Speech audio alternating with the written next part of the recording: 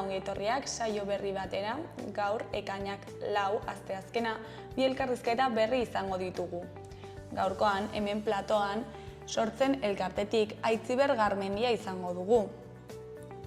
Faltsesen hainbat familiek D-ereduko lerroa irekitzeko eskatu zuten eta ezezkoa jaso zuten espazio faltagatik. Eta honen inguruan hitz egingo dugu berarekin. Eta beste alde batetik Aitor Baztarrika izango dugu hemen, Lab sindikatutik datorrena. Eskuhartze sozialeko langileek manifestazioa egin zuten maiatzaren 31an bigarren lan hitzarmena eskatzeko. Eta honen inguruan hitz egingo dugu berarekin. Baina bi elkarrizketa hauekin hasi baino lehen, goazen gure betiko edukia ikustera.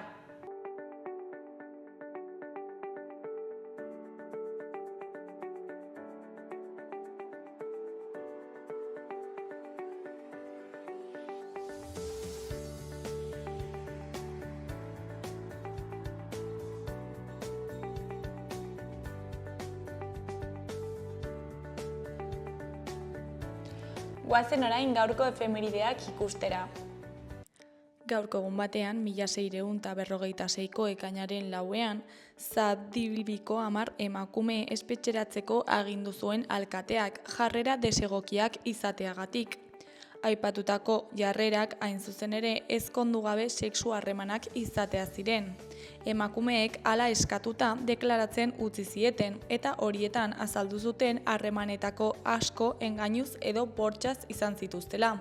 Eta denek zeukaten haurren bat edo beste beren kargu. Haur horien aiten aurka ez zen ezer egin. Urte batzuk geroago, 1913ko ekainaren 4ean, Inglaterran Emily Davison ekintzaile sufragistak ekintza ikusgarria egin zuen. Epsom zaldi derbian lehen zaldiak tropelean igarostean, atzerago zetorren erregearen zaldiaren aurrean atera zen eta honek kolpatu egin zuen. Zaldia eta gidaria ere lurrera erori ziren.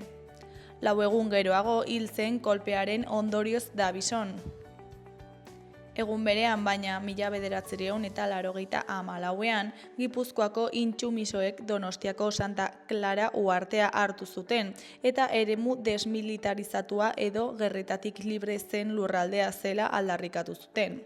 Ilara joandako 40 antimilitaristen artean zeuden bilatzeko eta atxilotzeko agindupean ziren 15 intsumiso. Bizkaian 3. gradua urratu zuten 4 intsumiso Basauriko kartzelara joan ziren, baina ez ziren atxilotu. Eta bukatzeko 1985ko ekainaren 4ean, antimilitarista talde bat Donostiako Loiolako kuartelean sartu zen, zeremonia bat egiten ari ziren bitartean. Bilatze eta atxilotze agindua zuten 9 intsumiso Urumea ibaian gora joan ziren ontziz, ekitaldia boikotatu asmoz.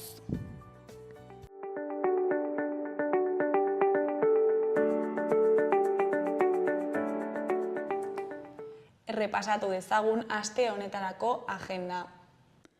Ekainaren 4an, asteazkena, Porrotx, Marimototx, Pupu eta Lore laukotearen ikuskizuna egongo da, ostirala iritsi da izenarekin, 5:00 Patxi Larrainzar ikastetxe publikoko patioan.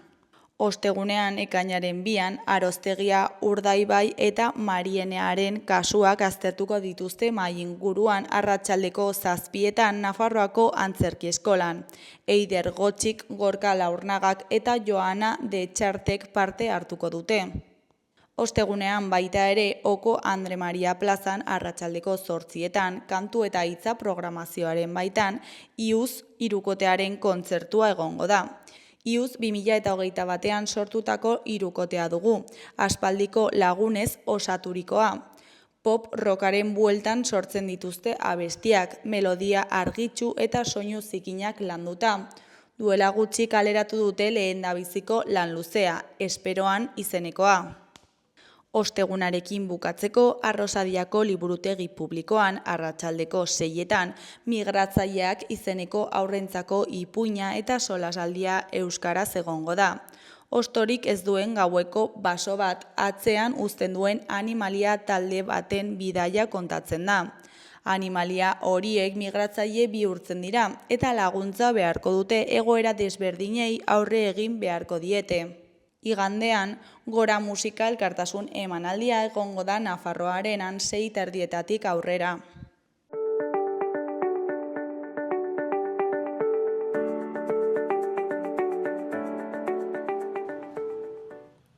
Ikus dezagun gaurko egunkarien azalek zer dioten. Diario de Noticiasen titular nagusian, 316.137 pertsonak dute lana Nafarroan, kopuru historikoa. Gizarte segurantzan afiliatuen kopuruak gora egin du berriro maiatzean, industriak eta administrazio jarduerek bultzatuta. Langabeen kopurua 29.000-tik behera dago.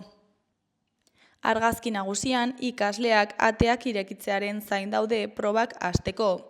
Honen titular nagusian, nerbioak kontrolatzea selektibetateko lehen eguneko probarik gogorrena da. 4.000 ikasle inguruk heldutasuna, sormena eta pentsamendu kritikoa baloratzen dituen pau berria hasi dute Nafarroan. Erdibiko albiste grisean, Nafarroak aurrera pauso bat eman du ingurumenaren kudeaketan. Honen beheko berrietan, alde batetik Israelen erasoa elikagaien banaketa batean. Beste alde batetik Maristaseko etxebizitza babestuak berriru gelditu dira. Jarraian herripagainari buruzko inkesta soziologiko bat proposatzen dute. Hori koloreko 3 berrietan, batean, Michel Lakuntza elako idazkari nagusi berrautatua. Bestean, Besiktak turkiarrak Budimir pentsatzen du Inmobileren ordezko gisa. Azkenekoan, lehenengo mailara igo zela 25 urte, zekiak eta lotina protagonista zirela. Diario de Navarra egunkarian, titular nagusian, ikasleen 81%ek batxilergoa atera du, 10 urteko kopururik altuena. Iruñak eta Tuterak jupa hartu dute atzotik 4.000 ikasle ingururentzat.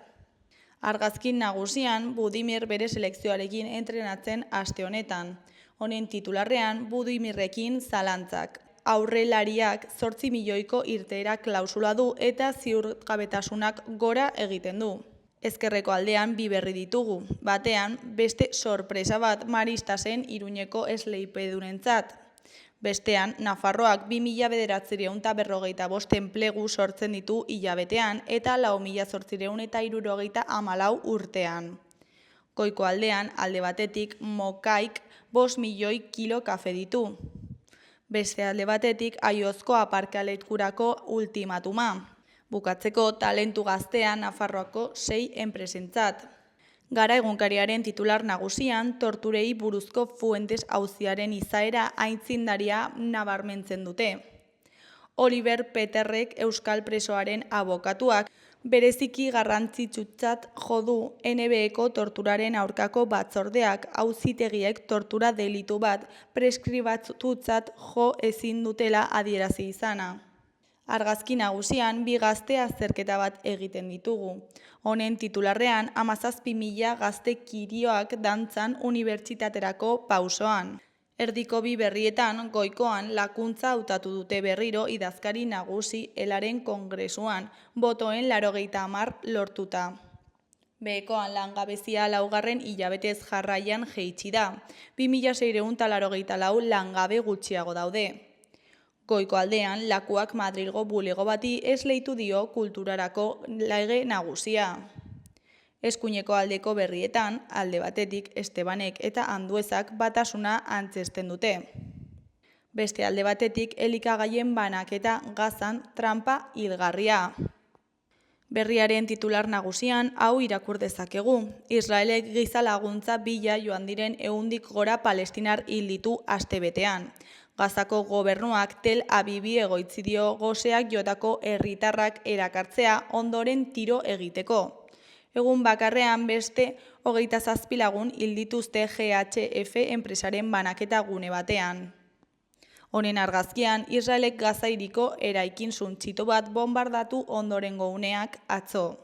Eskuineko argazkian, Michel Lakuntza atzo Bilboko kongresuan. Honen titularrean, militante gehiago eta antolatuagoak lortu nahi ditu elak. Sindikatuak berriz ere Mitxel Laguntza hautatu du idazkari nagusi moduan. Beheko aldeko argazkian, epaituaren alde elkartuta atzo Bilbon. Honen hitzetan, neu izan naiz egia esan duen bakarra. Honen ondoan, Naia Torrealdi Mandaluniz amaieratik hasi euskal feminismoa aldaketarako paradigma liburuaren egila denaren arabera. Behar bada berandu konturatu gara eztabaida batzuk ezin direla ekidin. Eta beheko azkeneko berrian, zaintza aringarri pedriatikoak egunean 24 orduz aritzeko moduan egituratuko ditu Jaurlaritzak. Euskal Herria irratiari dagokionez, titular nagusian, herri pagainaren etorkizuna erabakitzeko hurrengo urratsa, galdeketa soziologikoa. Burlatako, Iruñako, Eguesibarko eta Uharteko alkateek adostu dute inkesta egitea auzoaren etorkizuna erabakitzeko planarekin jarraituz. Kanpoko enpresa baten laguntza teknikoarekin egingo dute. Eskuineko berrietan, goikoan, jakiak ehuntzen Zangotzako merindadean ekoiztitako produktuen katalogoa.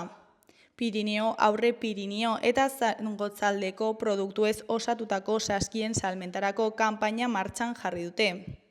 Behekoan, Gonzal Agoteren hitzetan, Wes Andersonek bere betiko estiloari eutsi dio bere azkeneko filmean. Gozal Agote La Trama Fenicia filmaz mintzatu da, Gozal Records irati plazako zinema atalean.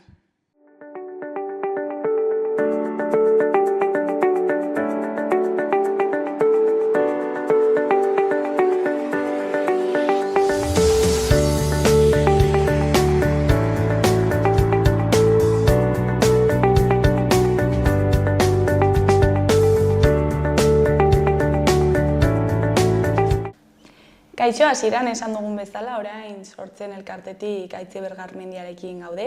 Kaixo, zer moduz? Egunon, ondo.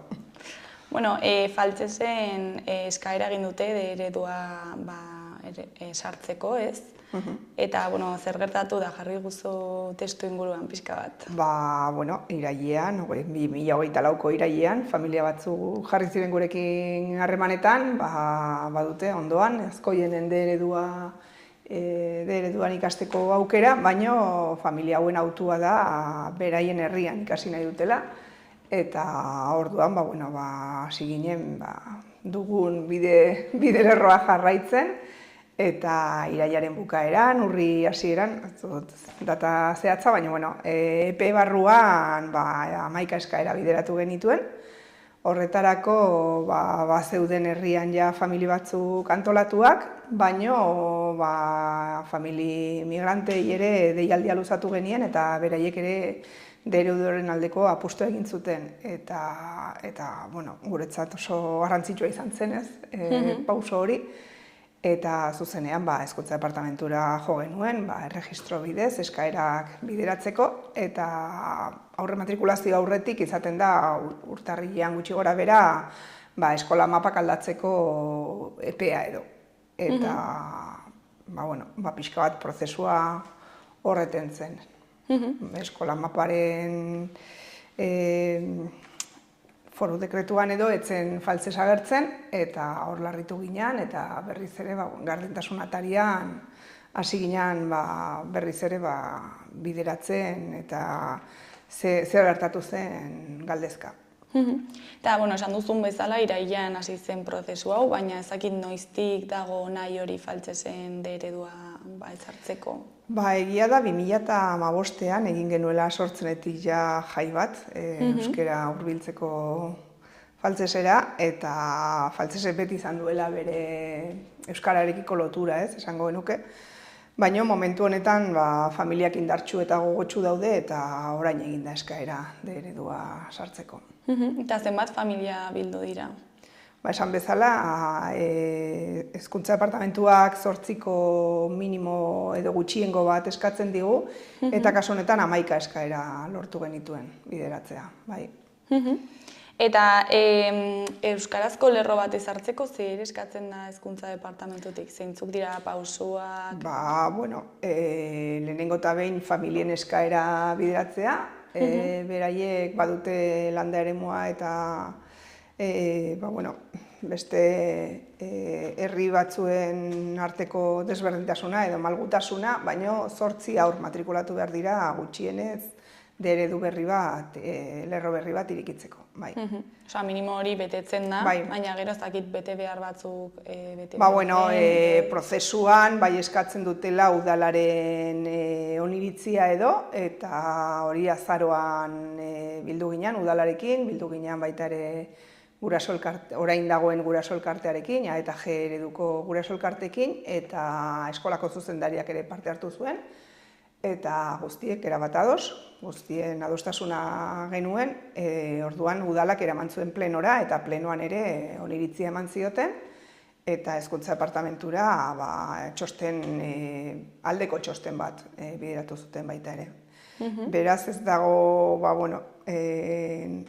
orokorrean edo normalean izaten den oztopo hori guztiak gainditu ondoren ere, azkenean Hezkuntza Departamentuak ezezkoa esan du. Eta dena alde egonda, zergatik esan du ezetz? Ba, kasu honetan, bere aitzakia edo bere informeak esaten digu 2021-2022 arte, ikasturte horretar arte aurreikuspenak badirela ja eskola berez ja beteko dela, lerro berriak iriki gabe, eta orduan ezin duela lerro berri bat iriki. Eta ezin da, ezakit, eraldatu eskola edo beste aukera batzuk? Hori da guk behin eta berriz eskatu dioguna, bai Nafarroako Eskola Kontseiluan ere parte hartu genuenean, eta afera hau aurrera bideratzeko hori izan zen aukera bat, ez? Azkenean badaude gela batzuk edo badaude egokitu aldiren espazio batzuk, orain 3 urteko aurrak has ditezen de ereduan, eta gero ondoren 2021-2022 edo 2027-2028 bitartean beraiek esan digute orain txostenean eskaera handiena ikasturte horretan izango dela, badago epea, beste eraldaketa handiago batzuk egiteko. Baina, azkenean berak du eskumena eta berak du azken hitza. Gainera, herri bat izan da, euskeraz ikasten ez badute, erderaz ikasiko dute baina leku berean, ez? Bai, badago A eredua, eta A eredua hor dago, eta bere lana egiten du, ez dugu zalantzan jartzen, baina familia hauen apustua izan da, D ereduan nahi zituztela matrikulatu. Baina esan nahi dut, espazio aldetik arazoa bada, aurroiek ikastetxe horretan egon beharko dira bai ala bai, ez? Bai, baina desberdina da A ereduan sartzea 15-20 haur edo 2 gela desberdinetan sartzea A eredukoak eta D eredukoak. Hor dago, azkenean haur kopuru hori sartuko da eskolan, baina gela batean edo bitan izatea hori da bota diguten aitzakia edo. Eta gero ere alegazioak aurkeztu zenituzten, ez da? Gardentasun atarian berriz ere eskaera egin genuen, behin eta berriz erregistro bidez ere eskatu dugu zergatik ez den agertu, eta prozesu guzti hori ematen da otsaila martxoan, orain data zehatzak ez ditut, baino aurreko ostegunea arte ez dugu bilerarik aurrez aurre izan. Egia da hezkuntzarekin bilerak lortzea zaila dela, eta kasu honetan gutxienez aurpegia eman dutela, baina gutxirako balio izan du, ez? Azkenean, berak esan du bere aurreikuspenetan ez dagoela D eredurik irikitzeko aukera faltzezen, eta orain orduan pilota pasatzen du gobernukideei, ez? Esango genuke, 2026ko aurrekontuetan landu beharreko gai bat izango dela, eta horretarako eskatu diete txosten ekonomiko bat edo ze inbertsio behar den kontutan izateko. Eta txosten hori ere orain ekainean pasatuko diete gobernukideei. Orduan momentu horretan horren zai gaude, bitartean bai familiak eta bai sortzenetik eta behatokitik igandean bildu ginean gure aldarria eta gure kezka kaleratzeko. Eta zintzuk dira orain familien kezkak edo galderak?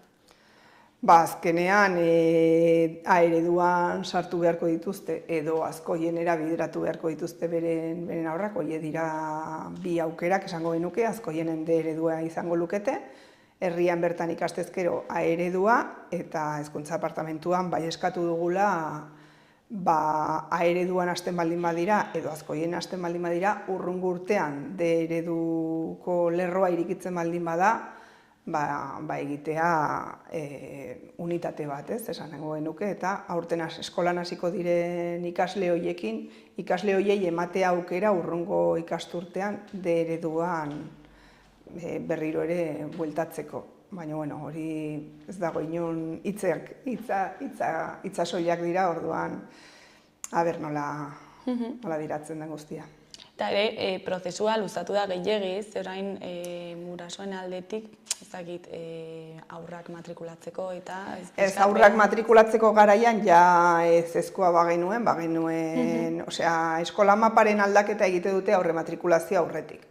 Orduan bazekiten, ez zegoela D lerrorik etzela izango, baina, beraiek batzuek matrikula egiterakoan eskuz jarri zuten D aukera, beste batzuk ara zuzenean egin zuten, eta, hor dago pixka bat borroka ez, baina, azkenean, esaten dizudana, martxotik ona isiltasuna egon da, txosten horiek dituzten datak bai dira urtarrilekoa, baina guk orain arte ez ditugu eskuartean izan.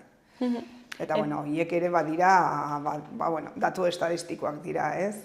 Aurreko urteetan ze garapen izan duen, ze jaiotze tasa, ze matrikula duten, matrikula bizia ere zonalde horretan oso altua da, ez? Azkenean, badakigu ze gizarte mugimenduak ditugun momentu honetan, eta horrek ere gora bera handiak izaten ditu ikasturteen barruan.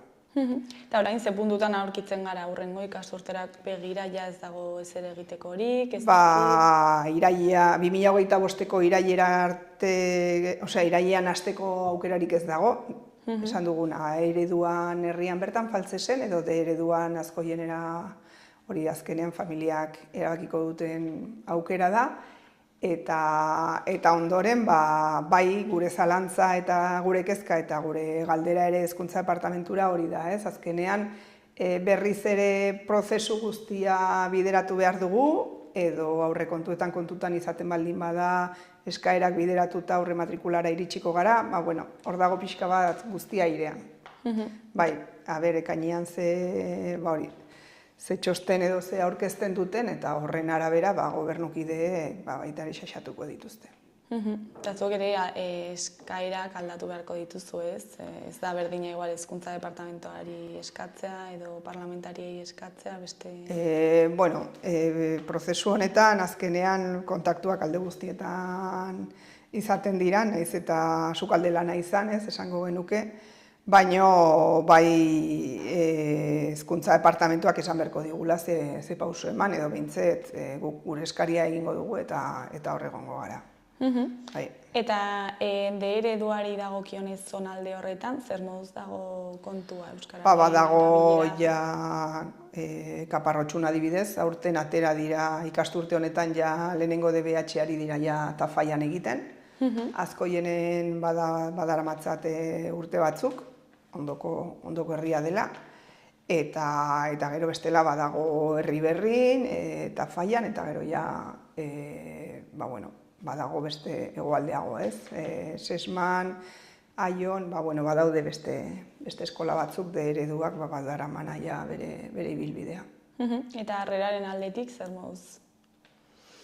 Badaude egia da ez dagoela A eta G ereduko eskaera, baina hor mantentzen da eta azkenean hori da garrantzitsua, ez? Azkenean beraiek ere ikustea posible dela euskeraz ikastea eta apustu badela, ez? Familien aldetik apustu badela D ereduan ikastea. Eta gero beste askok botatzen digute edo pixka bat da, harrera egiten zaienean etorkinei ez zaiela, askotan ez zaiela D eredua aipatu ere egiten, eta hori izan beharko lukela baita ere beste aukera bat D eredua bermatzeko eta hor egonkortzeko. Gainera, Faltseseko egoera ez da egoera isolatu bat izan, beste herri batzuetan ere eskaera eginda eta ez da onartu, ez? Bai, azken urteetan izan dira hainbat eskaera, bai Lerinen, bai Oteitzan, bai Oibarren, bai, izan dira hainbat eskaera eta momentu honetan ere beste herri batzuek ere jarri dira kontaktuan. Osea, bada mugimendu bat eta gizartean dagoen kezka bat, baina bueno, baita ere dituzten eskaera minimo horiekin baita ere jokatu behar da, ez? Badakigu jaiotze tasa nola dagoen momentu honetan eta batzuetan 8ko minimo horretara iristea, gutxiengo horretara iristea, zaila egiten da. Eta kasu horietan zein izan da erantzuna edo zergatik esan da ezetz hori? Dugu Oibarko kasua, ez? Oibarko kasuan eskola mapa aldatu da eta gero eskaera nahikorik ez zenez izan, atzera bota da, ez? Azkenean familia horiek edo eredura edo zangotzara joango dira, azkenean esaten dugunaz. Osea, gu bidea egiten dugu, ateak jotzen ditugu, laguntzen diegu, bide lagun gara, baina erabaki oso pertsonala da. Bai. Eta Baltzeseko familiak prest daude ez dakit borroka honekin jarraitzeko? Bai, Baltzesko familia gogotsu daude eta igandean ere aldarria horrela izan zen, ez? Azkenean, lehenengo antolaketa izan zen, prentxan ohar bat edo notatxo bat irakurtzea, baina azkenean lortu zituzten txalapartariak, herriko erraldoiak, antolatu genuen haur jolasen tailer bat, badago gogoa eta indarra ere badago. Eta, ikusiko dugu zer dakarren hurrengo ikasturteak eta aurrekontuen kontua ere. Eta, ezakit bukatzeko zerbait komentatu nahi duzu, zerbait gehiago? Azkenean hori, familien bide lagun izateko prest gaudela, hor gaudela, eta beti ere beraien kezkak eta aldarriak bideratzeko, gure elkartea hor dagoela, bai. Aitziber, mila esker beti bezala gurera etortzeagatik eta egoera ondo azaltzeagatik eta ea zer moduz datorren hurrengo ikasturtea. Mila esker zuei gomiteagatik.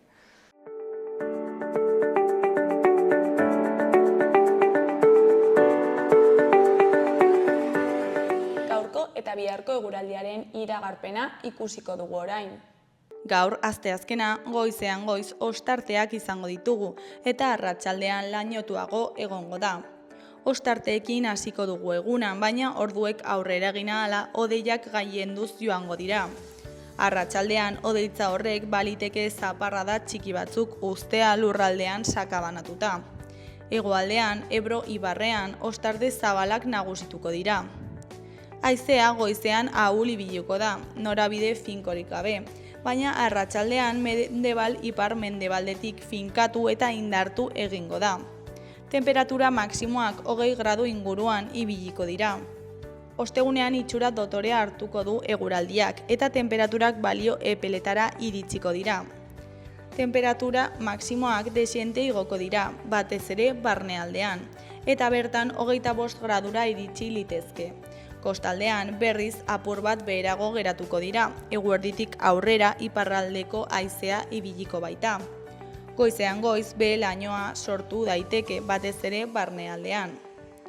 Goizean goi hodei batzuk ikusiko ditugu, baina pixkanaka saretu eta eguzkitsu geratuko dira.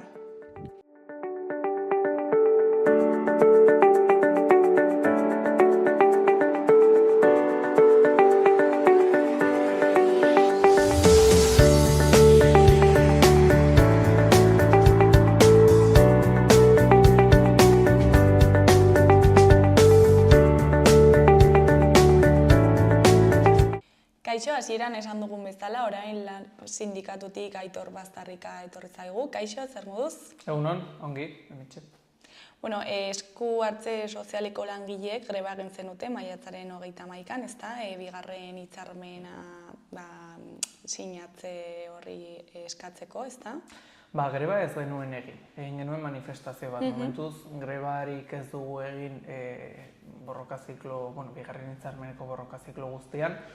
Batez ere, grebak sektore hauetan, zaintza sistemaren baitan dauden sektore hauetan, ez dutelako hainbeste zentzurik. Zentzua daukate, baina nolabaiteko eragin mugatua dute. batez ere zerbitzu minimoak praktikamente ehunekoak direlako, beti daudelako zerbitzu minimoetan, eta horrek, klaro, jendeak kalera ateratzeko arrazoi kontrako bat da. Eta askotan hori greba egiteak, inkluso oker egiten dio langileari, zeren zerbitzu minimoetan dago, eta greba askotan ezin denez oso ongi landu zerbitzu minimo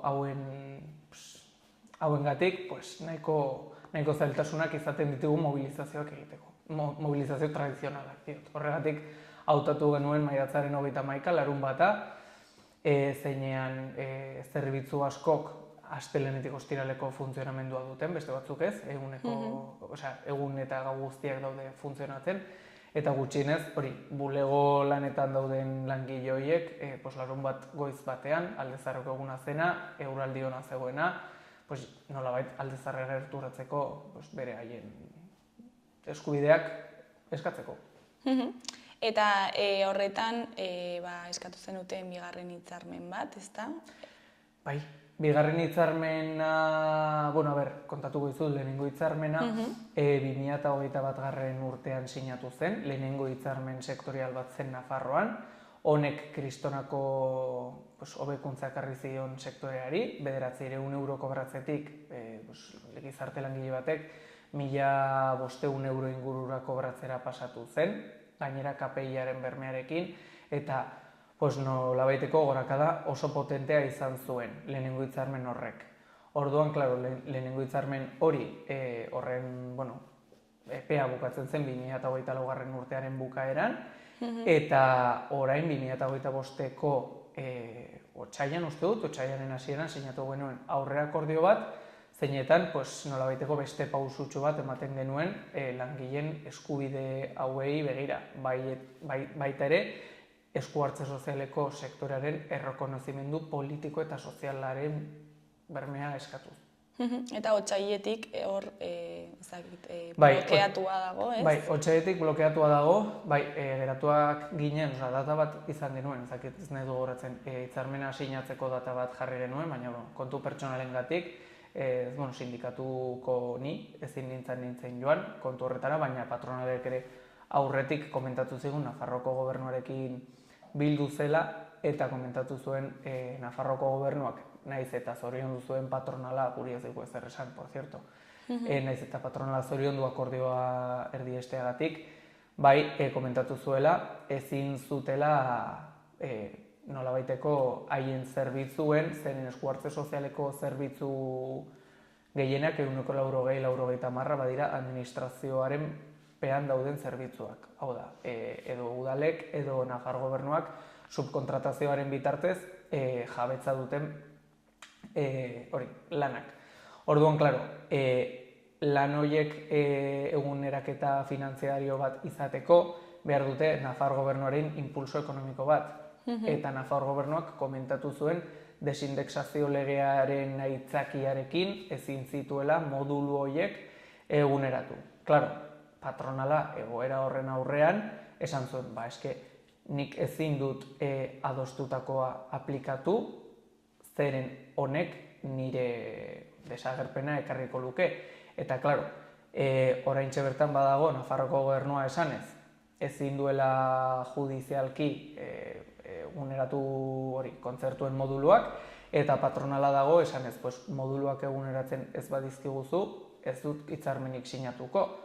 Eta, klaro, langileak erdian daude, zergatik ezin dute aurre akordioa aplikatu, patronalak diote, aurre akordioa hori sinatu gabe eta hitzarmen bilakatu gabe. Baina, klaro, hitzarmen hori sinatzen den momentutik, Nafar gobernua ordaintzen duen erarte, denbora tarte horretan, enpresek esaten digutenez, hori sinistu edo ez beste kontua da, esaten digutenez, ezin dute diru kantitate hori eman. Orduan, klaro, kiebra batean sartuko lirateke. Eta horrek blokeatzen du hitzarmena. Guk beti defendatzen dugu, gehien bat, legalki Nafar gobernua presionatzeko modurik onena, dela hitzarmen bat sinatzea. Hitzarmen sinatu batekin, joaten algarelako sektore guztia, bai sindikatuak, bai patronala, Nafar gobernuari eskatzera, eguneraketa finantziario bat. Eta orain, epe laburrean zein da, lortu alduzuen soluzioa edo? Epe laburrean, lortzen diren soluzioak dira, edo Nafar gobernuak bilatzen du, zirrikitu legalen bat modulo hauek eguneratzeko, berdin zait, guri berdin zaigu, nahi duguna da langileek kobratu dezatela eta izan dezatela dituzen edo aurre akordiatu ditugun baldintza horiek, baina haien erantzunkizuna da. Eta epe motzera, nintxe bertan, gure lab sindikatuaren papera da mobilizazioetara joatea. Maiatzaren 31 izan zen mugarri bat, aurreko abenduan izan genuen ere, nolabaiteko antzerako mobilizazio ziklo bat, zeinetan izan genituen enpresa batzuetan ekintza konkretu batzuk, kontzentra batzuk ere mahai negoziatzailearen aurrean, eta manifestazio pare bat egin genituen, lotu zere lehenengo esan dudan ergin grebaren inguruan, manifestazio nahiko jendetsu bat izan genuen abenduaren azaroan 28-29an, eskatu hitzarmena desblokeatu dadin, aurrekordio sinatu guen eta plan hori errepikatu egin dugu. Pentsatuz desblokeoa ekarriko zuela, baina gutxienez nik ez dut inoren deirik jaso desblokeo honi heltzeko. Orduan, klaro, orain kontuan izan da, uda datorrela, udan ere sektore honek ez duela ezer gelditzen, zeren askotan badira errekursoak egun guztian zehar eta urteko egun guztietan zehar irekiak daudenak, eta, klaro, udan esperientzia duen jende asko errekurso horietatik joaten da erabiltzaileentako erreferenteak direnak, eta ordezkapen horiek egiten dituzten pertsonak esperientzia faltagatik edo nolabaiteko erabiltzaileekin hainbeste denbora ez egoteak suposatzen du askotan lankarga asko handitzea. Eta normalki udaren ondotik etortzen nolabaiteko krisialditxo txiki bat urtez urte, zeinetan erabiltzaileak, emakumeak, edo zein pertsona heldu pobrezen dagoena, drogodependienteak, adingabekoak, nolabait nahiko zailtasun handiagoekin lan egiten dituzten. Arazoekin daudela. Orduan, klaro, kontuan izan da, esperientzia edo urte asko edo plantilla referente horiek horretan egoko direla udan, plangintzatu beharko dugu delegatu eta afiliatuekin, ze ekintza sindikal egingo dugun, bihar eta praktikamente. Zainetik, urte bukaeraraino plangintzatu beharko dugu, Nafar gobernuak udazkenean izango duen akordio presupuestoetan kontenplatzeko guzti hau. Eta zerbait pentsatu duzu ja? Momentuz ez dugu ezer pentsatu. Gutxienez esku hartze sozialaren laben nahiko parte hartzailea izaten ditugu mobilizazio planifikazio hauek. Nik egiten du proposamen bat, baina gero delegatuekin kontrastatzen dut, eta delegatuek ezezko esaten badiete, haiek dira sektorea ezagutzen duten langileak, ni baita, baina haiek gehien bat eta haiek dira defendatu behar duena. Haien nolabaiteko laguntzarekin egin behar dugu ekintza sindikala, orduan ezin dizut primiziarik eman. Eta horrelako sektore batean zergatik da garrantzitsua lan hitzarmen bat izateak? Zergatik da honelako sektore batean eta sektore guztietan. Lan hitzarmena super garrantzitsua da edozein langileentzat. Zergatik? Lan hitzarmenean agertzen direlako zure lan baldintzak erregulatzen dituen arau ia guztiak. Horra agertzen ez direnak beste hitzarmen batean edo langile estatutuan agertuko direnak. Baina normalki lan hitzarmenak markatzen dizu zenbat ordu lan egingo duzun, bajak kobratuko dituzun edo ez, zenbat kobratuko duzun, oporregunak, asuntos propios, gauza guzti hauek hor agertzen dira. Orduan, klaro, garrantzitsua guztiz. Zergatik da hain garrantzitsua sektore honentzat? Batez ere, tradizionalki ez zaiolako aitortzarik eman. Hau da, urte asko daramaten langile hauek, sekulako lan egiten mierda bat kobratzen eta kristonako lan baldintzak askarrekin, errekonozimendu bat izan zuten lehenengo hitzarmenarekin. Eta bigarren hitzarmen honen, balizko hitzarmen honen sinadurak ekarriko lioke nolabaiteko haien errekonozimendu politiko eta sozialaren pausutxo bat gehiago. Horregatik da garrantzitsua. Gainera, egiten duten lana, zaintza lana da, ez da fabrika bat, eta zaintza lan hori bizitzarako garrantzitsuena da. Zaintza lanik gabe, ezin da bizitza aurrera eraman. Orduan, klaro, errekonozimendu politiko eta soziala behar du lan baldintzak hobetzeko. Eta lan baldintzak hobetzeko behar da errekonozimendu sozial eta politikoa. Eta hori da hitzarmen honek ekartzen diguna. Gainera, hitzarmen honekin guk ere, lab sindikatuak badauka ekiparazio eta publifikazioaren lanbide hau, guk eskatzen duguna da zaintza sistema publiko komunitarioko sektore guztiak etorkizunean, ahalik eta azkarren, evidentemente, publifikatuak izan daitezen. Eta honekin, aurreakordio honekin lortzen genuen gauza pare bat super garrantzitsuak ziren. Lehenengo gauza garrantzitsua ekiparazio horren baitan zen 2028 urtean esku hartze sozialeko langile privatizatuak lan egingo zutela administrazioan sartzen zituzten ordu berdinak. Orduan ekiparazio bat lortuko genuke hor, eta hori super garrantzitsua da sektorearentzat. Eta ere oso garrantzitsua da hitzarmena leku bakoitzera egokitzea, ez? Osea, hitzarmen propio bat izatea. Bai, guk beti defendatzen dugu lab sindikatutik super garrantzitsua dela hemen lan erabaki lelopean, estatu espainolean onartzen diren legeak, guretzat askotan muga bat izaten dira. Desindexazio lege hau, komentatu dizudan lehen dena blokeatzen duena, estatu mailako lege bat da. Orduan, klaro, estatu mailak baldintzatzen digu askotan Nafarroan eta Euskal Herri osoan negoziaketa kolektiboaren berme hori.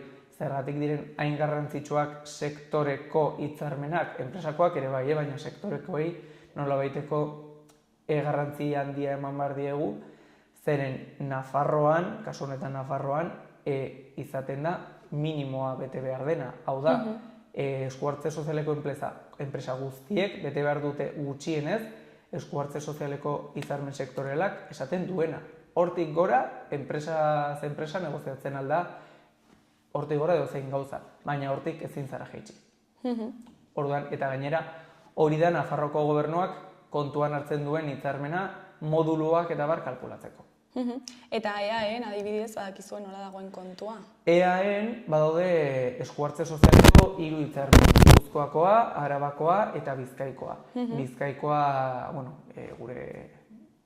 gure borrokaren bitartez ere lortu da akordio bat, ez dakit zenbat urtekoa, nahiko, ni Nafarroan zentratua nago, baina bai badakit hitzarmena sinatu zela, 1582 ordu sinatu zirela, hau da, administrazioaren ekiparazio hori, eta nahiko bekuntzak izan zituztela.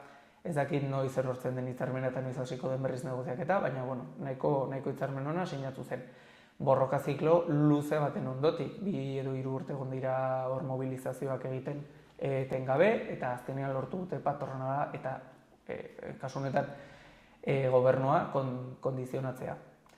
Gipuzkoan eta Araban, Gipuzkoan ez dakit nola dagoen egora, baina Araban bai badakit, oraintxe bertan hasi dela negoziaketa, eta guk labek eskatu duena da ekiparazioa administrazioarekiko. Hemen, Nafarroan dugun justo laben ikuspuntutik egoera konkretuena da, badugula sindikatuek duten indarraren 70%. Hau da, 100 delegatutik 70 gureak dira. Parlamentura paralelismo bat eginez, izango genuke, badugu maioria absolutua sektorean erabakitzeko gu bakarrik inolako beste sindikatuen laguntzarik gabe. Hori bai, beti saiatzen gara beste sindikatuen nolabaiteko oniritzia izaten sektorearentzako ahalik eta konsensuatuena izateko. Beti horren baitan gaude. Kasu honetan aurrekordio hau guk sinatu genuen eta UGTek ere. Elak eta Komisiones Obrerasek ez zuten sinatu haien arrazoiengatik. Eta orduan esan dezakegu adibidez Bizkaian dagoen hitzarmena modelo moduan hartu dezakegula? Bizkaian dagoen hitzarmena beti esaten da EAEko egoera nolabait lan baldintza hobeak dituztela. bai, komentatzen aldugu, pues, izaten aldela referentzia bat gauza batzutan, beste batzutan Nafarroakoa hobea da, baina bai, max mix bat egiten badugu, esan daiteke Gipuzkoakoa, Bizkaikoa hobea dela, baina ez gauza guztietan. Nafarroak baditu bere kasu konkretuak, guk beti bilatzen dugu ekiparazio hori, ez du kobratzen funtzionario batek berdin Nafarroan eta Bizkaian. Horregatik, bai eta ez referentziatzat hartu daiteke, baina Nafarroakoak ere baditu bere xehetasun konkretu eta hobeak. Eta 31ko mobilizaziora bueltatuta, ezakit zer moduzko harrera izan zuen honek? Larunbateko mobilizazioa nahiko ongi atera zen. Kontuan izan da sektorearen egoera zein den, gero kontatuko dizudala, 100 pertsona baino gehiago bildu ginen, kontuan izan da larunbat zela nahiko ongi baloratzen dugu. Uste dugu gehiagora aspiratu behar dugula, baina baita ere kontuan izan behar dugu zein den sektorearen egoera. Hau da, oraintxe bertan, parlamentura joan ginen komentatzera zein den sektorearen egoera, zein da langileek bizi duten baldintza bat, eta baldintza hori da erabiltzaileak geroz eta profil konplejuagoak dituztela. Hau da, geroz eta profil konplejuagoak, geroz eta lan egoera konplejuagoak ekartzen ditu. Horrek zer dakar, askotan, sistema hau, eskuhartze sozialeko sistema pentsatua dago duela 20 urteko, nolabaiteko egoerari erantzuteko, baina kasu honetan erabiltzaileak geroz eta psikologiko edo psikiatrikoagoak dira, askotan ez guztiak, eta horrek baldintzatzen dizu. Adibidez, jarriko dut kasu konkretu bat. Baldin badazaude adingabikoen pisu batean, eta baldin baduzu profil bat oso konpleju bat, igual errefortzu bat jarri behar diozu pertsona horri egun guztian zehar. Eta horrek, klaro, ratioa baldintzaten dizu, besteen atentzioa ere baldintzaten dizu, eta ez da bakarrik adin txikikoetan gertatzen, bai emakumetan, bai drogodependientetan, bai etxerik gabeko pertsonetan ere gertatzen da. Eta orduan, klaro, sistema osoaren birmoldaketa bat ekarri beharko luke. Zergatik esaten dugu honek baldintzatzen duela jendearen asistentzia mobilizazioetara? Askotan, egoera hauek hain konplejoak eta Nafarroako gobernuak eta patronalak ez diotenez erantzunik ematen.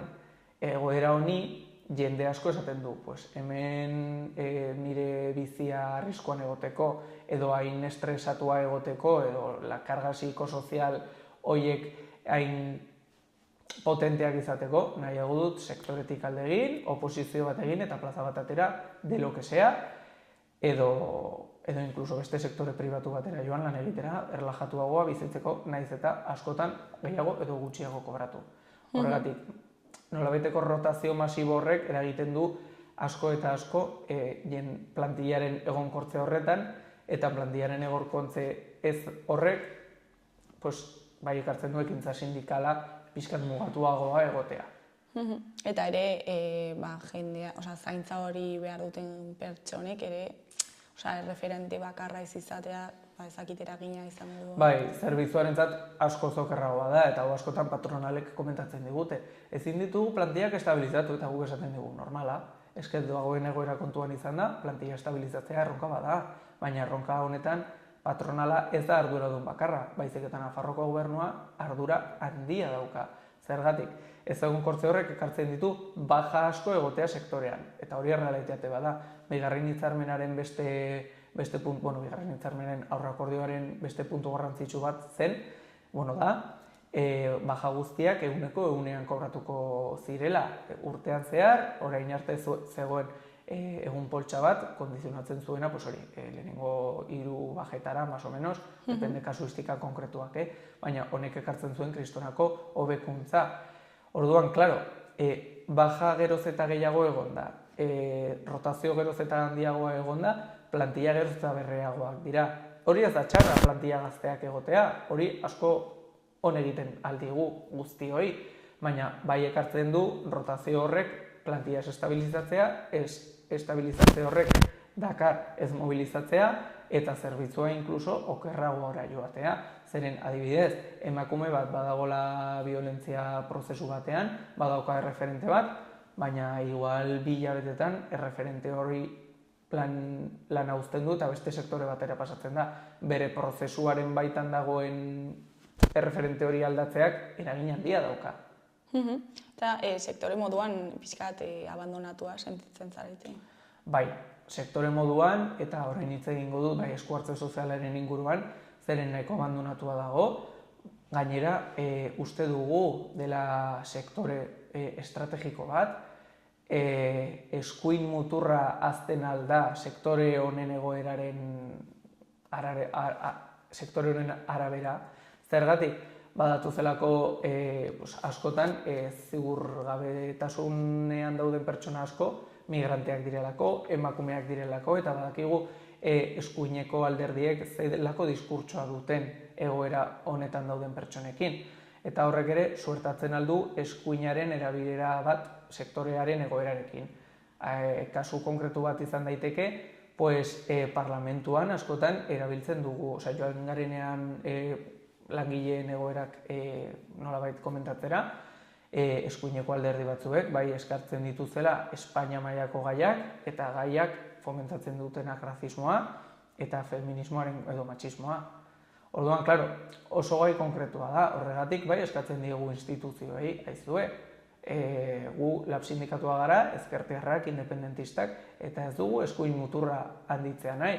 Orduan, argudiorik eman ez nahi badizue, esku hartzean.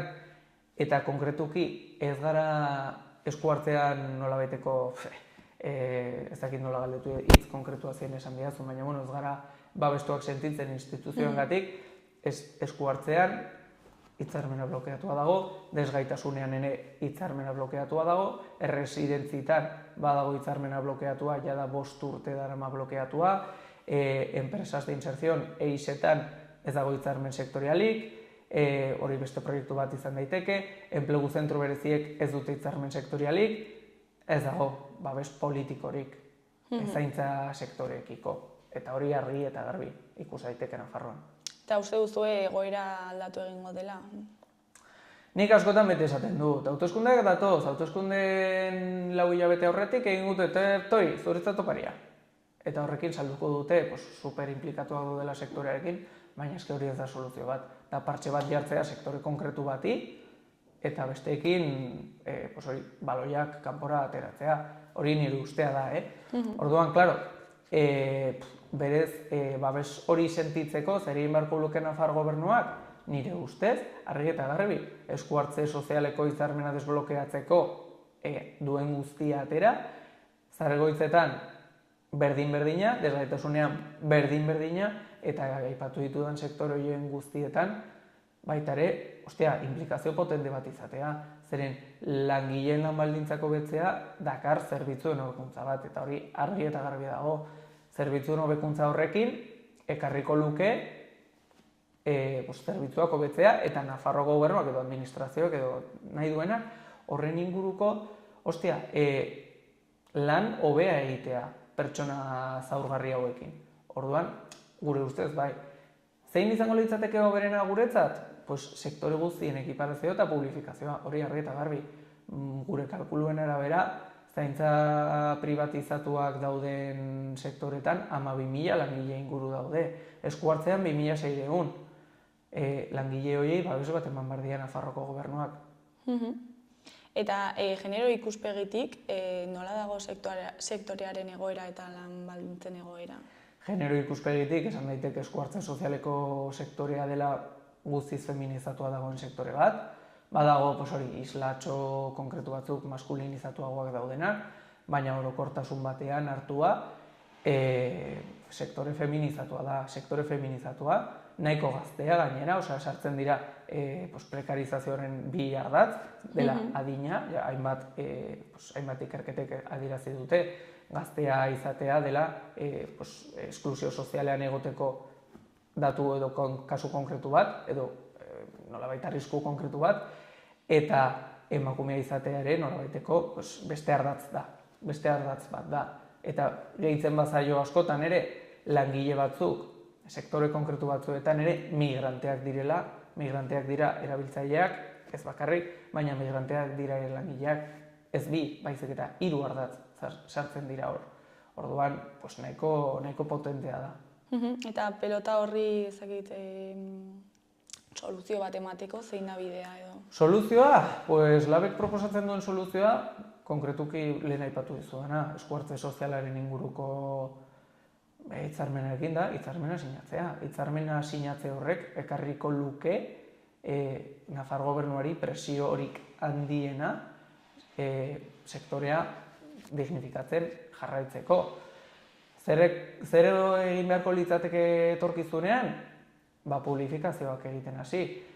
Duela 5 urte 2019an Gizain Fundazioa sortu zenean, baita ere Gizain Fundazioan dagoela kristonako lan baldintza diferenteak administrazioarekiko, nahiz eta enpresa publiko bat izan Nafar gobernuarena, ekarri behar dena da ekiparazio bat lortu Nafarroko administrazioan dauden langileekiko, eta gero hortik subrogazio bat eman. Langile hauek superprest daude eta superprofesionalak dira lan hau egiteko, eta lan honen aitortza guztiz zehatza izateko, ekiparazioa eta publifikazioa ekarri beharko litzateke. Hori da epe luzera egin behar duguna, baina epe motzera dauden hitzarmenak nolabait hitzarmenei bultzatxo bat eman sinadura lortzeko. Gero, eskuhartzean berriz ere zentratuz, nahiko potentea da eta nahiko urgentziazkoa da sistema guztiaren berpentsaketa bat eman. Badajozen hil zen langilea supersonatua izan zen, guk ere mobilizazioak egin genituen Nafarroan hori gerta daitekeela esan ez? Zeren hori gerta daiteke, adibidez, lan zentro batean, 8 hilabetetan, 4 sute egon dira. 4 sute. 2 pertsona joan ziren ospitalera oxigenoarekin, eta bar. Hori, 5 minutu gehiago sua piztua egongo balitz, igual, 2 erabiltzaile edo 2 langile hildak egoten ziren. Horrelako gauzaren bat gertatu behar da Nafarroako gobernuak muturra sar dezan sistema guztia berpentsatzeko, gure ustez, ez da behar, gainera, abisiotu ditugu. Parlamentariak egoera honen jakitun dira. Parlamentura joan gara, bitan esatera egoera jasangaitza dela. Eta ez dute zer egin, bai esaten dute departamentuan ez dagoela jendirik, egia izango dela, baina ez zaigu arrazoi potente bat iruditzen apostu politiko konkretu bat egiteko.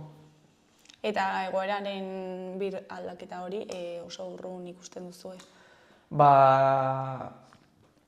Badakit Nafarroko gobernua enpresekin bildu dela, ez langileekin, eta hori da askotan eskatzen duguna. Modeloa berpentsatu behar da, nik uste horrekin konsensu bat dagoela. Baina nork berpentsatu behar duen, hori da arazo bat. Gobernuak nahi du langileak ez egotea berpentsatze horretan, zergatik horrek presioera egiten dielako. Patronalak egoten badira, patronalak eta gobernuak aliatu naturalak dira momentu honetan. Batak bestea behar du eta besteak bata behar du. Ez diote elkarri egingo langileek, bai badaukagu ikuspuntu kritikoago bat. Eta ikuspuntu kritiko hori birpentsatze horretan sartzen ez bada, ez du zertarako balio, gure ustez gutxienez. Aitor, ja ez dago galdera gehiagorik, ez dakit zerbait gehiago komentatu nahi duzu, jendeari zerbait esan, edo Nafarroako gobernuari. Dena esan da daukat, printzipioz ez dut ezer gehitzekorik, baina bai, Nafarroako gobernuari jarditzala pilak, edo pilaku jarriko dizkiogula. Zuri eskerrak eman gurera etortzeagatik eta egoera plazaratzeagatik eta kontaktuan jarraituko dugu eta kontatuko diguzu ezakit zer moduz joaten den egoera. Bale, perfecto. Eskerrik asko zuei. Ondo segi, agur. Agur.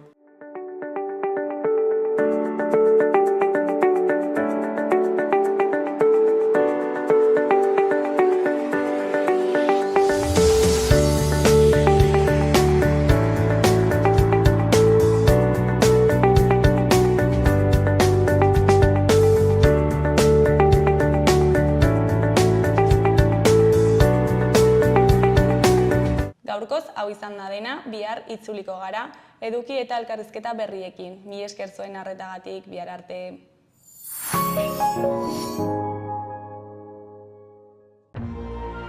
Gobierno de Navarra. Nafarroako gobernua.